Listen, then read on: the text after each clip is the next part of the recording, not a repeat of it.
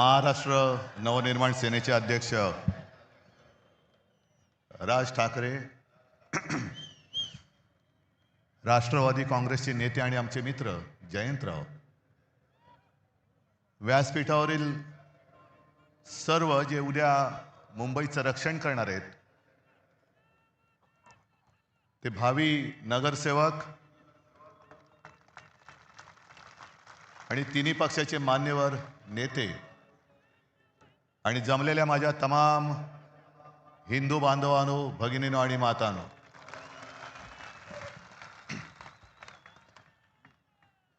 आता या पहिल्या वाक्यापासूनच उद्या चर्चा सुरू होईल की राज मराठी बांधवांनो, भगिनींनो आणि मातांनो म्हणाले आणि उद्धव ठाकरे हिंदू बांधवांनो, भगिनींनो मातांनो म्हणाले. अहो, हेच तर आमचं म्हणणं आहे. कारण मुंबई महानगरपालिकेची निवडणूक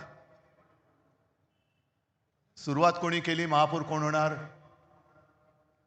त्यांनी सुरुवात केली आणि आम्ही म्हणतो मराठी महापौर होणार, ते म्हणतात हिंदू महापौर होणार. मग देवेंद्र फडणवीस हिंदू आहेत की नाही हा पहिला माझा त्यांना प्रश्न आहे. जरा तपासून बघा, काय तपासायचं असेल तर. नाही म्हणजे डोकं वगैरे काय बर्थ सर्टिफिकेट वगैरे असं मी म्हणतोय. आम्ही अस्सल मराठी बोलणारे देशभक्त हिंदू आहोत आणि राजने आज अप्रतिम मांडणी केली. राज, तू जे सांगितलं की पोट भरून जेवण तुम्हाला देणार आहे, आता एवढं पोट भरल्यानंतर किंवा पोट तिडकीने त्यांनी सांगितल्यानंतर पोटाला तड लागून उपयोग नाही, डोक्यात तिडीक गेली पाहिजे. आणि ती जर जाणार नसेल तर मग छत्रपती शिवाजी महाराज की जय बोलण्याचा आपल्याला अधिकार नाही, जय भवानी जय शिवाजी बोलण्याचा आपल्याला अधिकार नाही. आणि आजच्या सभेचं हे वैशिष्ट्य आहे. जसं आपल्या सगळ्यांच्या मनात आजपर्यंतचा शिवसेनेचा इतिहास माहिती आहे, तसंच मला ती पहिली सभा मलाही आठवते. मी इथे खालीच माच्या मांडीवरती बसून ती सभा बघितली होती. समोर आजोबा होते, बाळासाहेब होते, श्रीकांतजी होते. काय बोलणं ऐकायला येत होतं, पण कशासाठी नेमकं काय चाललंय, मराठी माणसावरती अन्याय होतं म्हणजे नेमकं काय होतंय हे कळण्याचं वय नव्हतं. आणि आज या सगळ्या गोष्टीची जाणीव होते. काय योगायोग आहे की त्यावेळेला मी इथे समोर बसलो होतो, आज आमच्या खांद्यावरती धुरा आलेली आहे. आज सगळ्यांना कळलं असेल की ठाकरे बंधू एकत्र का आले. आणि जयंतराव, भावकी एक झालेली आहे, आता गावकी पण एक होते.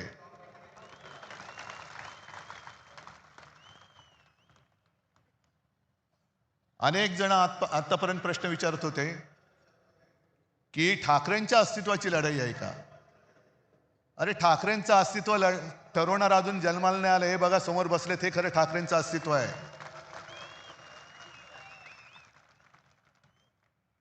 ही सगळी लाचार माकडं ही कधी वाघ नाही बनू शकत. आणि आत्ता तुमच्या लक्षात आलं असेल की शिवसेना संपवण्यामागचा यांचा डाव काय होता. का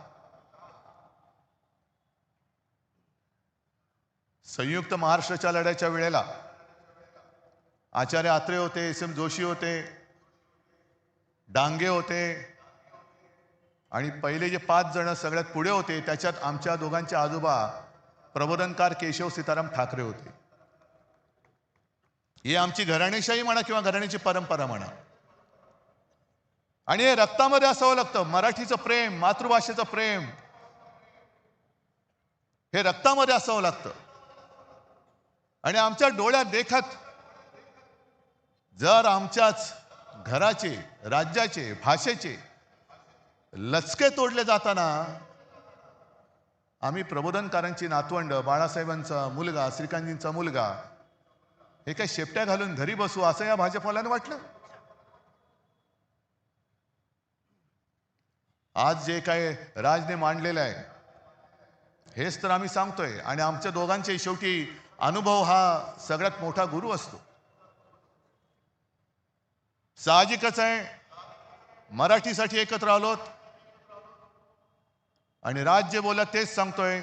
आमच्यामध्ये तसे वाद नव्हते, पण ते वाद आम्ही आज गाडून टाकलेले आहेत आणि मराठी माणसासाठी, हिंदूंसाठी आणि महाराष्ट्रासाठी एक ताकद म्हणून उभे राहिलेलो आहोत. निवडणूक महापालिकेची, पण भाजप काय प्रचार करते? दर निवडणूक आल्यानंतर यांचा पूर्वी एक विकृत डान्स होता, त्याला रोंबा सोंबा म्हणायचे. अश्लील सगळ्या चाळी सुरू व्हायचे आणि मग त्याला लोकांनीच हडतूड केलं होती, तो बंद झालं. तशी प्रत्येक निवडणूक आल्यानंतर हे भाजपडे रोंबा सोंबा खेळायला लागतात. हिंदू मुस्लिम, मराठी अमराठी, महापौर कोण होणार. मला वाटतं आदित्यने सगळी केलेली कामं तुम्हाला सांगितलेली आहेत.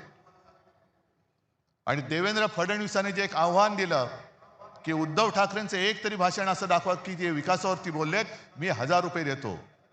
नको, चोराचा पैसा मला नको, चोरलेला पैसा नको. पण देवेंद्र फडणवीस, मी तुम्हाला आव्हान देतोय की तुमचं मोदींपासूनचं तुमचं आणि तुमच्या खालच्या चेलाचपाट्यांचं अगदी वर्गाच्या मॉनिटरची निवडणूक असली तरी हिंदू मुस्लिम न करता केलेलं भाषण दाखवा. आम्ही सगळे मिळून तुम्हाला 1 लाख रुपये देतो. जा. हे भांडवट ठेवायचं नुसतं.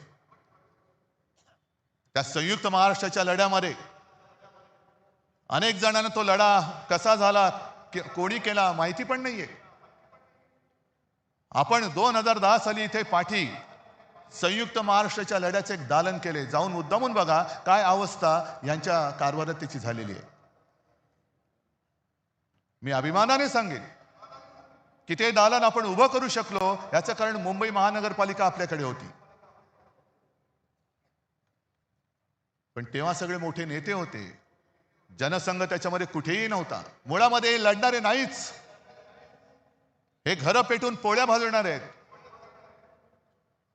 आगी लावायच्या, आपलीच माणसं आपल्यावरती सोडायची, रक्तपात झाला तर आपल्यामध्ये होईल, पण ते तिकडे पोळ्या भाजणार.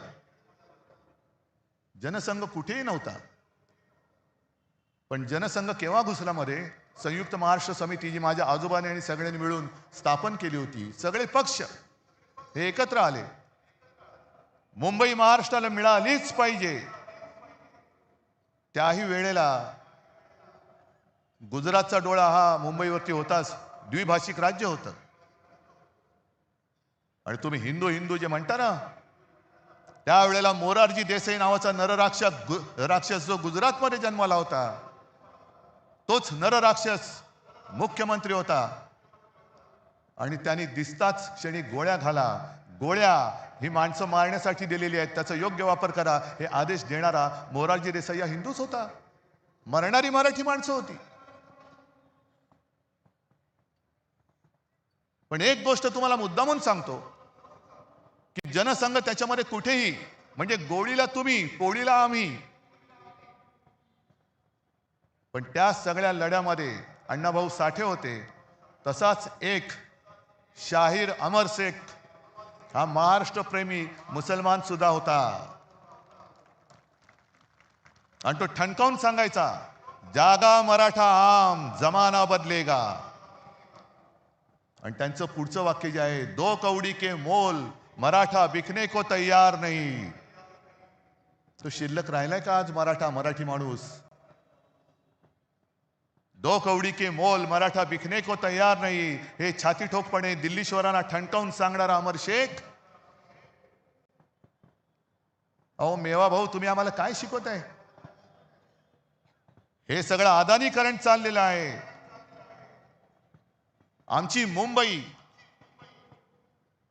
मुंबादेवीच्या नावावरून तिचं नाव आम्ही मुंबई ठेवलं. मला आता भीती वाटते. म्हणजे भीती तर वाटत नाही, कारण तुम्ही एवढं म्हटल्यानंतर त्यांना भीती वाटली पाहिजे की मुंबईचं परत बॉम्बे करण्याचा त्यांच्या मनामध्ये डाव आहे का? आणि तो अण्णामलाई आला, त्याला मला खास धन्यवाद द्यायचे. का धन्यवाद?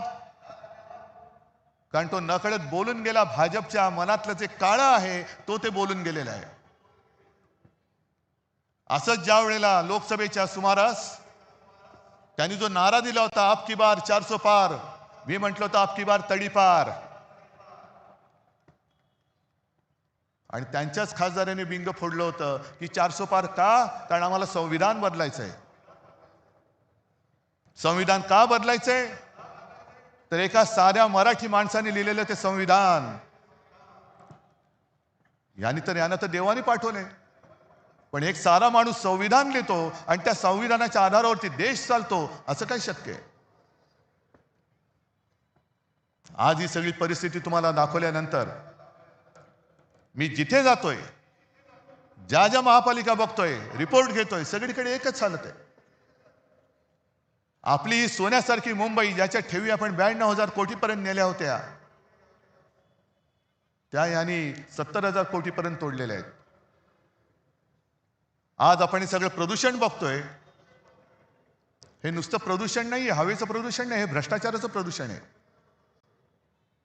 जवळपास 3 लाख कोटींचा घोटाळा या दळबद्री भाजप आणि त्यांच्या या लाचार गद्दार सरकारने करून ठेवलेले, आपल्या डोक्यावरती मारलेले आहे.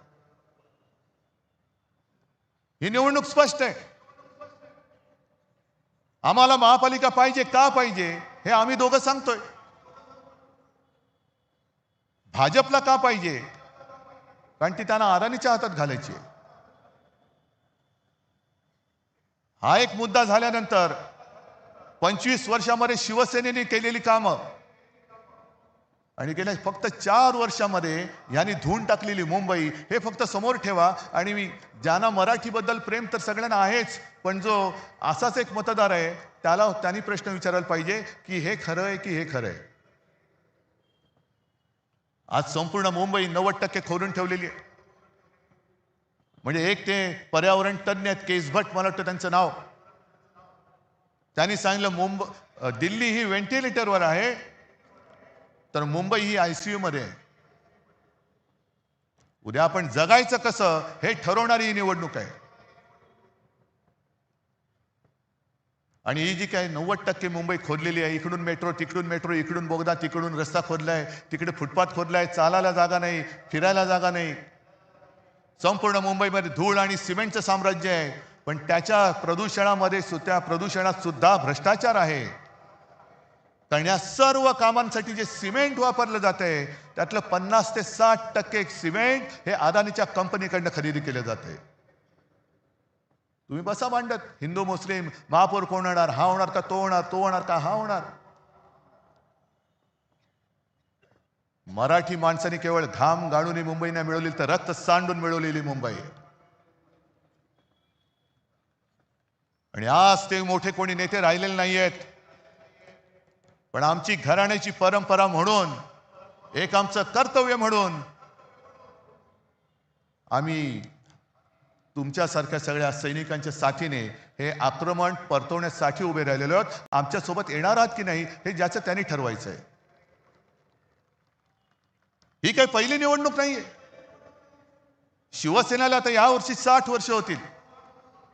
अनेक निवडणुका आल्या आणि अनेक निवडणुका झाल्या. काही शिवसेना जिंकली, काही शिवसेना हरली. भारतीय जनता पक्षाबरोबर युती झाली, हिंदुत्वासाठी केली. आणि याच व्यासपीठावरती तोही काळ आठवते, तीही मीटिंग मला आठवते, ज्या मीटिंगमध्ये शिवसेना प्रमुख जॉर्ज फर्नांडिस आणि पवार साहेब होते. युत्या होतात, आघाड्या होतात, मतभेद होतात, लोक दूर जातात. आता नितीश कुमारचं उदाहरण बघितल्यानंतर मला भारतीय जनता पक्षाला हेच प्रश्न विचारायचे आहेत की तुम्हाला हिंदुत्ववादी असलेली शिवसेना का नको, याचं उत्तर आज आम्हाला मिळते. तुम्हाला मुफ्ती मेहबूबा मुफ्ती चालते. संघ मुक्त भारत म्हणजे संघ नको म्हणणारा नितीश कुमार चालतो. मोदींना अतिरेकी म्हणणारे चंद्रबाबू चालतात. पण शिवसेना नको, याचं कारण जोपर्यंत शिवसेना आहे तोपर्यंत तुम्हाला मुंबईचा घास गिळता येणार नाही हे फक्त माहिती आहे, म्हणून तुम्हाला शिवसेना नकोय. कारण आघाड्या तुटतात मी म्हटलं ना, पण पक्ष संपवण्याचा हा विकृतपणा हा शिवसेनेबरोबर त्यांनी पहिल्यांदा केलेला आहे.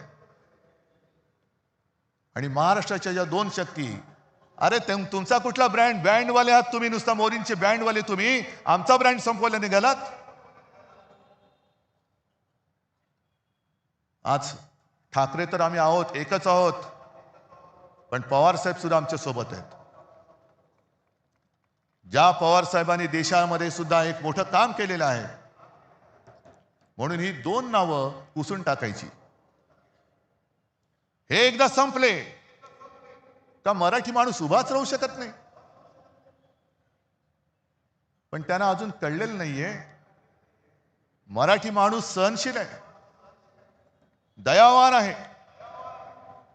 पण कोण जर का अंगावर आला तर शिवसेना प्रमुखांची शिकवण आम्हाला आहे, एक तर कोणावरती वार करू नका, पण जर अंगावर कोण हात उगारला तर तो हात जागेवर ठेवू नका. आम्ही कोणाला घाबरवण्यासाठी युती केलेली नाहीये, आम्ही कोणाचं काही हिसकावून घेण्यासाठी युती केलेली नाहीये. पण आमच्याच घरामध्ये येऊन जे दादागिरी करतायत त्यांच्या विरुद्ध आम्ही आवाज नाही उठवायचा तर काय लेंड्या टाकायच्या? आणि मला एक मराठी माणूस असा दाखवा की जो परराज्यात जाऊन ह्यांचे जे पोपटलाल आहेत त्यांच्यासारखा दादागिरी करतोय. एक माणूस दाखवा, उभा चिरून टाकतील त्याला. पण मराठी माणसाला जो एक काही दुईचा शाप आहे, हे शिवतीर्थ आहे. आज आपण शपथ घेतली पाहिजे की त्या दुईच्या शापाला सुद्धा आपण कायमचं गाडून टाकू. शिवरायाच्या साक्षीने शपथ घेतली पाहिजे. नाहीतर औरंगजेबाचं ते वाक्य शिवसेना प्रमुखांनी सांगितलेलं ना की या पहाडी मुलखात पराक्रम मुळामध्ये शिकवावंच लागत नाही. हे मराठे या पहाडी मुलकात तमाम दुनियेला भारी आहेत, यांना पराक्रम शिकवावं लागत नाही. पण दुहीचं बीज इकडे खडकावर जरी भिरकावलं तरी एवढं रुजतं फोफावतं की पाहता पाहता तमाम दौलत तबाह करून टाकतं. हा दुहीचा शाप गाडून टाकायचा आहे. आणि भारतीय जनता पक्ष, मला कालच्या मुलाखतीत प्रश्न विचारला, तुम्ही वडिलांकडनं काय शिकलात? म्हटलं मी वडिलांकडनं त्याने जे त्यांच्या वडिलांनी शिकवलेलं तेच मी शिकलोय. म्हणजे काय? म्हटलं ढोंगावरती लाथ मार. मी ढोंगावरती लाथ मारतोय, भाजपच्या ढोंगावरती लाथ मारतोय. शब्द नीट ऐका, ढोंगावरती. कारण भाजपचं हे ढोंग आहे, भाजपचं हिंदुत्व हे ढोंग आहे, भाजपचं देशप्रेम हे ढोंग आहे. त्या काश्मीरमध्ये पहलगाममध्ये हल्ला झाल्यानंतर अनेक माता भगिनींचा सिंदूर पुसला गेला, त्या सिंदूरची यात्रा. बरं हल्ला कोणी केला? पाकिस्तान. मग ऑपरेशन सिंदूर. आणि थोडे दिवस गेल्यानंतर जो पाकिस्तान आपल्या देशामध्ये अतिरेकी घुसवतोय त्या पाकिस्तान बरोबर निर्लज्जपणे क्रिकेट खेळायला या शहांची चिरंजीव पुढे. हे यांचं देशप्रेम. राज, तू जे सांगितलं अकोटमध्ये MIM बरोबर युती, अंबरनाथमध्ये, म्हणजे तिकडे तर कमाल झाली. उद्धव ठाकरेंनी जर काँग्रेस बरोबर आघाडी केली तर उद्धव ठाकरेंनी हिंदुत्व सोडलं. मग देवेंद्र फडणवीस, अंबरनाथमध्ये तुमचं काय असं होतं की जे तुम्ही सोडू शकलात? काय सोडलं तुम्ही? बरं मोदींच्या घरी लहान असताना ईदच्या दिवशी आजूबाजूच्या मुस्लिम कुटुंबियांकडनं जेवण यायचं, चांगली गोष्ट आहे. सौगाते मोदी तुम्ही वाटणार, पण आम्ही जरा कुठे काय खुट केलं, आम्ही जर अमर शेखची आठवण काढली तर आम्ही हिंदुत्व सोडलं. काँग्रेस बरोबर हात मिळवला, आम्ही हिंदुत्व सोडलं. म्हणजे भाजप काय करतंय ते अमर प्रेम, आणि आम्ही केलं तर लव जिहाद. हे ढोंग आहे. आणि काल मी संभाजीनगरला गेलो होतो. मला हिंदू मुस्लिम किंवा या जातीपातीच्या राजकारणात ही निवडणूक न्यायची नाहीये.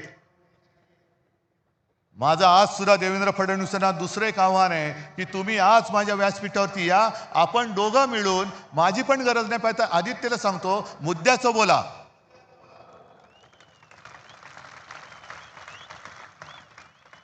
हे म्हणे शिवसेनेने मुंबईसाठी काय केलं, मराठी माणसासाठी काय केलं.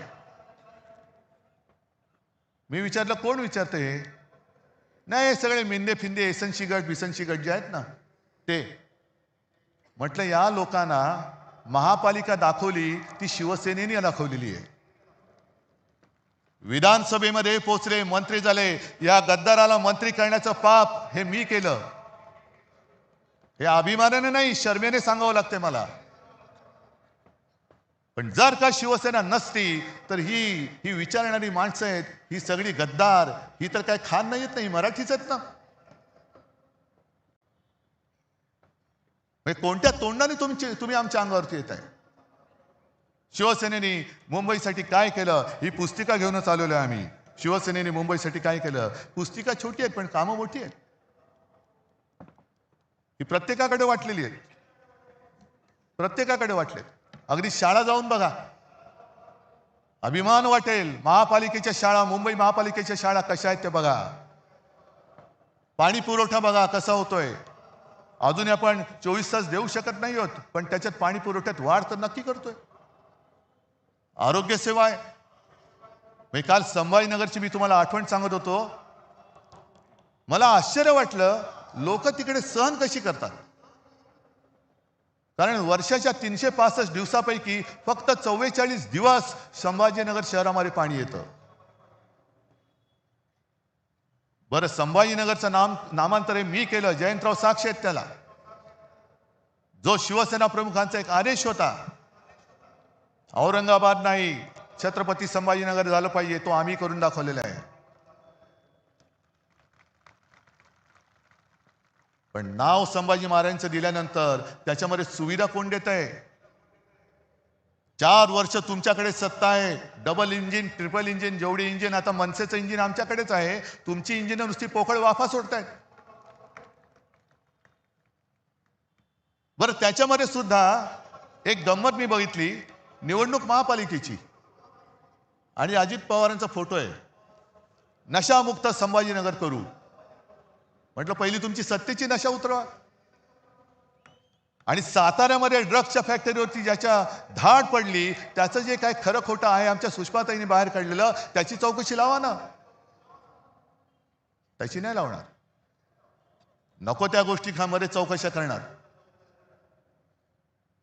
आज तुम्हाला सांगतो, भाजपच्या एका वर्षात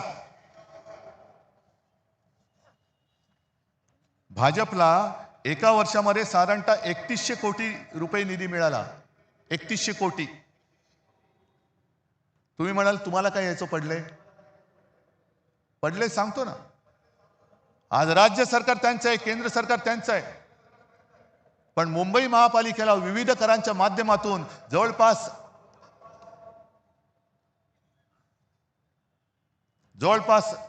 10,900 कोटी. 10,900 कोटी म्हणजे किती झाले? 11,000 कोटींची थकबाकी येणं बाकी आहे. यांच्या तिजोऱ्या भरतायत, माझ्या मुंबईची लुटतायत. तिकडे गणेश नाईक बॉम्ब मारतायत, नवी मुंबईची तिजोरी खाली झाली. आणि म्हणून तुम्ही मुद्द्याचं बोला. आज आम्ही जे सांगतोय की आम्ही एवढ्या मुलांना मोफत शिक्षण देतोय, 8 भाषांमध्ये विविध शाळांमधून शिक्षण देतोय, आधुनिक तंत्रज्ञानाने मुलांना शिकवतोय. या ना, समोर या. आणि एक शहर तुमच्या राज्यातलं असं दाखवा की भाजप शासित शहर आहे ते मुंबईच्या बरोबरी नेऊ शकेल. दाखवून द्या, मी काही हरायला तयार आहे. पण मुद्दे सोडून बोलायचं, आपल्याला भांडवट ठेवायचं आणि अदानीच्या थैल्या भरायच्या. तुषार आपटेचा उल्लेख जो राज तू केला, अक्षय शिंदे मारला, तुम्हाला माहिती आहे ना, एन्काउंटर केला. आणि मी याच व्यासपीठावरून बोललो होतो की शिंदेना गोळ्या घालायलाच पाहिजे होत्या. ह्या संदर्भ माझा काही जणांनी वेगळ्या अर्थाने घेतला. माझं म्हणणं एवढंच होतं की गुन्हेगाराला सजाही झालीच पाहिजे. पण ज्या पद्धतीने अक्षय शिंदेचा एन्काउंटर झाला हा संशयास्पद आता तुम्हाला वाटतोय की नाही वाटत? कारण जर का अक्षय शिंदे जिवंत असता आणि त्यांनी कदाचित या सहआरोपी असलेल्या तुषार आपटेबद्दल माहिती दिली असती तर कोण फासावर गेला असता? पण हे पुरावे मारून टाकायचे. आणि तुषार आपटेनी तिथे बदलापूरमध्ये पक्षाचं काम चांगलं केलं म्हणून या विकृताला त्यांनी स्वीकृत नगरसेवक केला. ही सगळी बजबजपुरी झालेली आहे. आम्हाला तो भाजप एक काही काळ थोडासा आपला वाटत होता जो राष्ट्र प्रथम म्हणत होता. आता ज्या पद्धतीने सगळे गुंड पुंड त्याच्यामध्ये जात आहेत.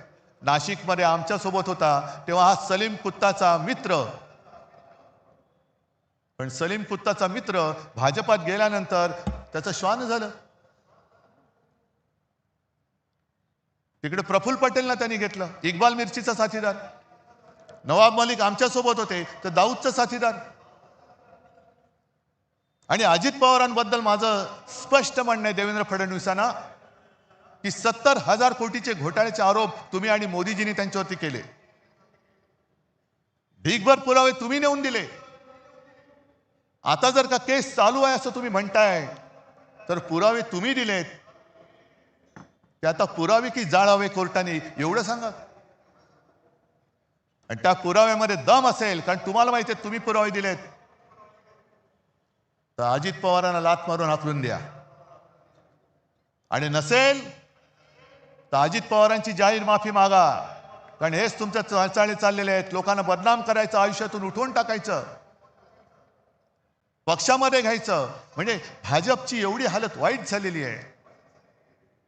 निष्ठावंतांना आता काही किंमत राहिलेली नाहीये. निष्ठावंत सगळे उपऱ्यांच्या, म्हणजे आपण उपरे वेगळे आपल्या डोक्यावर बसवतात हे, पण भाजपच्या निष्ठावंतांच्या डोक्यावरती वेगळे, म्हणजे भाजपच्या ते जयंतराव तुम्हीच सांगितलं होतं ना, तसं त्यांचं झालं. आता कोणाच्या खांद्यावर कोणाचे ओझे, सगळे माखलेले, घाणीने माखलेले, लडबडलेले ही लोक घ्यायची. निष्ठावंतांनी त्यांचे लंगोट धुवायचे, सगळं साफ करायचं आणि डोक्यावरती घेऊन यांना नाचत सुटायचं. एवढंच निष्ठावंतांचं काम राहिले. ही भाजपा आम्हाला मंजूर नाहीये. आता भाजपामध्ये राष्ट्र प्रथम नव्हे तर भ्रष्टाचार प्रथम म्हणणारी भाजपा झालेली आहे. गुंडागर्दी करणारे, बलात्कारी प्रथम म्हणणारी भाजपा झालेली आहे. आणि आपल्यामध्ये आगी लावून प्रत्येक ठिकाणी हेच होतंय. एका मोठ्या समाजाला डिवचायचं आणि त्याच्या विरुद्ध इतर समाजाला चिडवायचं. म्हणजे हा डिवचलेला समाज विरुद्ध गेला तरी चालेल, पण बाकीचे चिडवलेले एकत्र येऊन हे भाजपला मतदान करतील. कसं करतील हे बघायचं. मी इथल्या मुंबईकरांना, तमाम मुंबईकरांना मी आवाहन करतोय, म्हणजे विनंती करतोय, हा लढा आमचा आहेच, मराठी माणसाचा आहेच. पण आज मुंबईमध्ये अनेक पिढ्या राहणारे इतर भाषिक आहेत. ज्या वेळेला मुंबईमध्ये संकट येतं, नैसर्गिक आपत्ती असेल, अतिरेकी हल्ला असेल, तेव्हा पहिल्यांदा जात पात धर्म न विचारता त्याला वाचवायला धावून जातो तो शिवसेना प्रमुखांचा शिवसैनिक धावून जातो. रक्तदान करायला पहिल्यांदा रांग लावून उभा राहतो. तो भाजपवाला नाही राहत. तो तिकडे गोमूत्रासाठी लाईन लावेल, पण रक्तदानासाठी नाही लावणार. गोमूत्र प्राशन करायला लाईन लावतील तिकडे. माणसं मरतायत, नाही गोमूत्र प्राशन केलं तर त्याची जीव वाचतील. तुमचं हिंदुत्व. पण रक्तदान करताना सुद्धा शिवसैनिक कधी विचारत नाही की हे माझं रक्त कोणाला जाणार आहे. हे असे अण्णा मला येतील आणि जातील, मलाही खाणारे येतील आणि जातील, ओरबाडून आपल्याला काढलं जातंय. आणि म्हणून आम्ही एक पोट तिडकीने हा लढा उभारलेला आहे. नाही तर आम्ही पण गेलो असतो ना. हे एवढं देश भरून अडाणींनी टाकलेलं आहे, त्याच्यात आम्ही आमची घरं भरली असती. काय फरक पडतोय? पण तसं जर का आम्ही झालो तर राज, तू जे बोललास की आज शिवसेना प्रमुख, आमचे आजोबा हे वर्ण आमच्याकडे बघत असतील, त्यांनी त्यांच्या डोक्यात किंवा त्यांच्या मनात आमच्याबद्दल काय झालं असतं, अरे ही आमची पिढी, आम्ही काय होतो, आम्ही काय लढा उभा केला, कशा त्या खचलेल्या मराठी माणसाच्या मनगटामध्ये आम्ही हिंमत आणि आत्मविश्वास भरला, आणि ही माझी शेलपट मुलं आणि नातवंड नाही.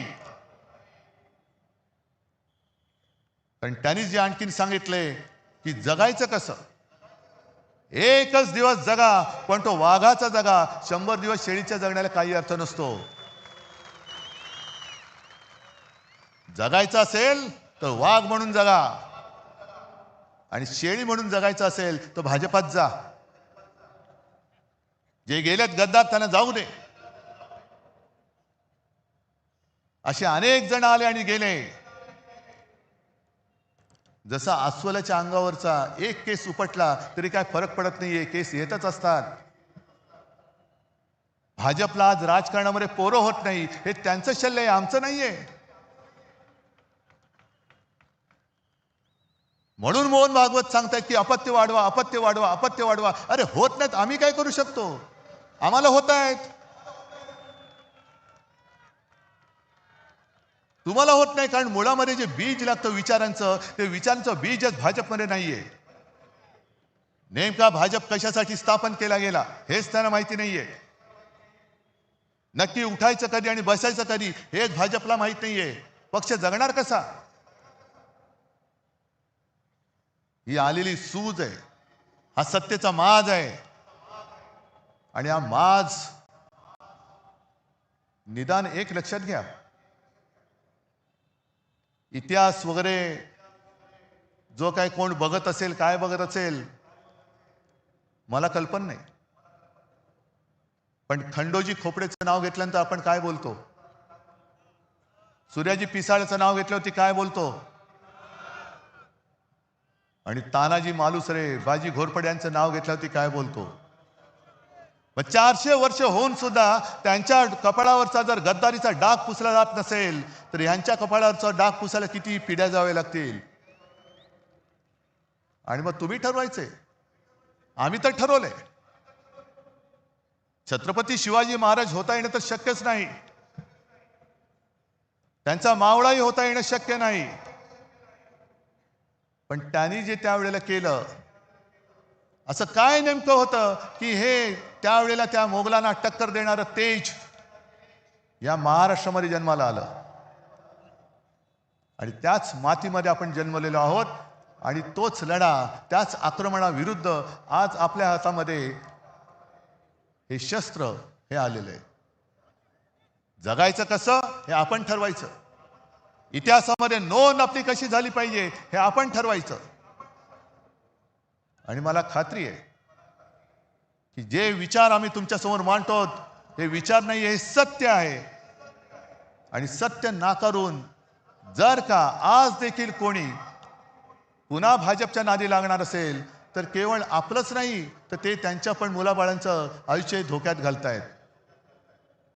आणि म्हणून एकच हात जोडून विनंती आहे, मी हात इतर कोणासमोर जोडत नाही, पण हे जे काय सैन्य आहे, हातामध्ये भगवा घेतलेलं सैन्य आहे, त्यांच्यासमोर मी हात जोडतोय. आणि ते हात एवढ्यासाठी जोडतोय की आता वेळ आलेली आहे, हाताची घडी सोडा आणि हातामध्ये मशाल घ्या, इंजिन सोबत आहे, आणि विजयाची तुतारी फुंका. आणि हे फक्त छत्रपतींचा महाराष्ट्र करू शकतो. जो सेनापती बापटांनी सांगितलं होतं ना, महाराष्ट्र मेला तरी राष्ट्र मेले. महाराष्ट्र मरू शकत नाही, महाराष्ट्र कोणी मारू शकत नाही. आणि जो राष्ट्राला मारायला येईल त्याला मारल्याशिवाय महाराष्ट्र राहत नाही, हे दाखवण्याची वेळ आलेली आहे. आणि तेवढ्याच करता ही जी काही एकजूट केलेली आहे ही त्याच्यासाठी केलेली आहे, ही गंमत म्हणून केलेली एकजूट नाहीये. आपण शपथ घेतली पाहिजे. रक्त सांडून मिळवून दिलेली मुंबई आपल्याला आहे, मराठी माणसाने रक्त सांडून मिळवून दिलेली मुंबई आहे. आम्ही ही मुंबई तुटू देणार नाही, लुटू देणार नाही आणि झुकू देणार नाही, ही शपथ घेऊन आम्ही उद्याच्या युद्धाला सामोरं जात आहोत. सगळ्यांना शुभेच्छा देतो. जय हिंद, जय महाराष्ट्र.